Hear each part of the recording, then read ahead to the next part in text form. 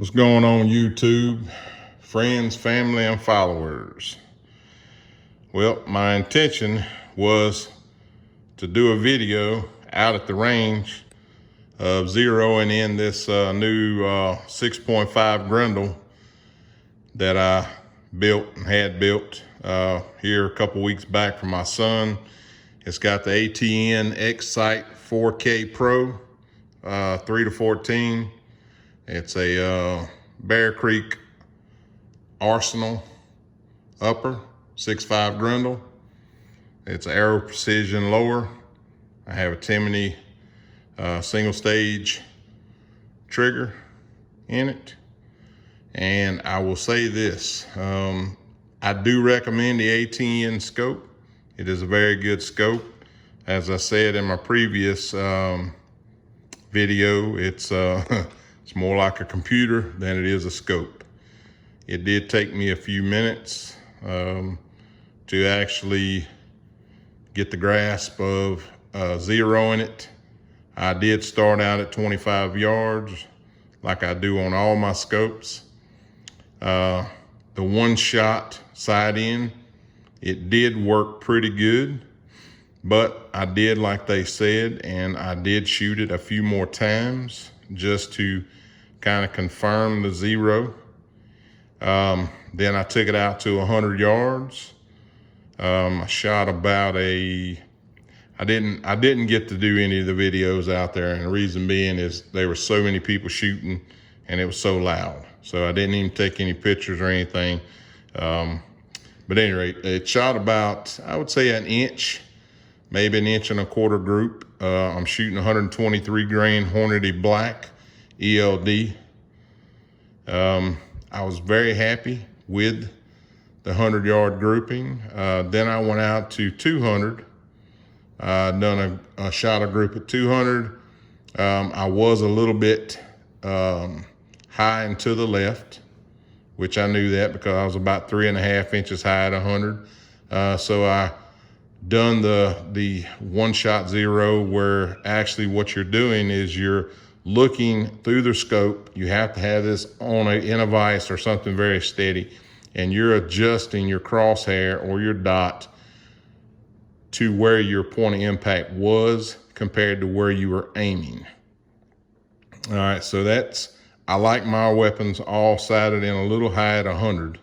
So what I did was I had to put the crosshair where I intended on it to impact, which was about 2 inches high at 100, and then adjust crosshair from there. So then I went out to a 200. Well, no, I went out to 200 and I shot it at 200, and I was about where I wanted it, but a little bit left.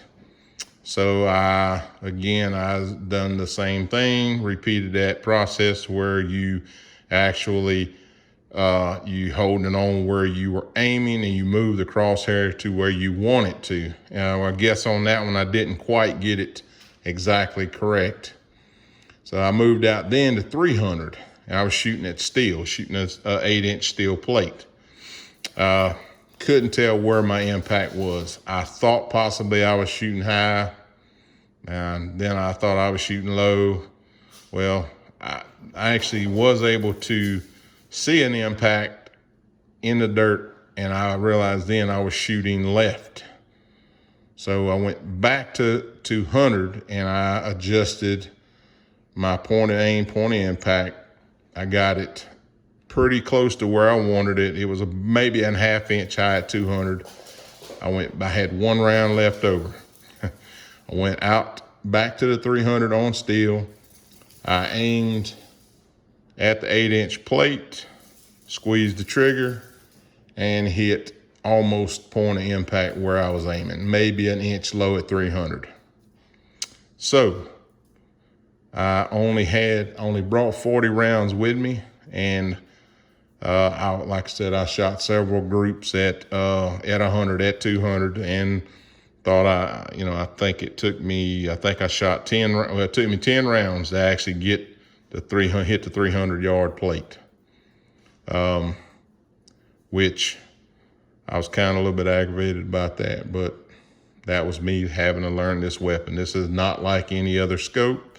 You can't just turn the crosshairs up, left. You have to do the process. Overall, very happy with the scope rifle combination. Like I said, at 100, I was able to shoot, inch and a quarter group. And it was a little windy today too. We had kind of it was a little northeast wind. But I don't think the wind was my actual issue. It was just me getting used to the weapon, going through the break-in process, getting the weapon zeroed, like I said, cleaning it, trying to clean it in between shots.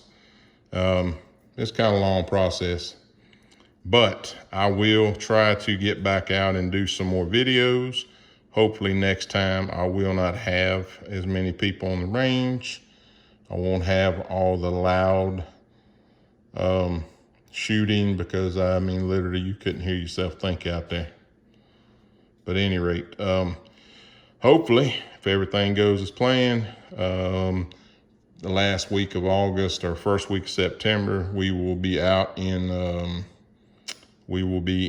Center Point, Texas. Me and my son, we're going on a hunt out there.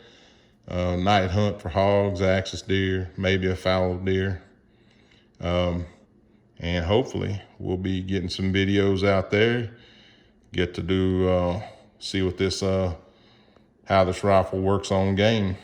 I'm gonna have 6.5 Creedmoor. He'll have this, or I might bring my 7mm Mauser. I'm not sure yet. So, or I might have my 257 Roberts. Not sure what I'm gonna bring yet. So I know this will be the #1 weapon of choice, since it does have the IR and the night sight on it. So, all right, I know this was a little long video. Share this with your friends and family. And as always, bring your friends out, bring your family out, bring them hunting, fishing, shooting, get them in the outdoors. And I've always said this, and I think I'm gonna start saying this after every video. If you take your kids fishing and hunting, you'll never have to hunt your kids down. All righty, y'all have a great day. Thank you again. Share this and give me a few subscriptions and some likes and shares. I really appreciate it. Y'all have a good day. Later.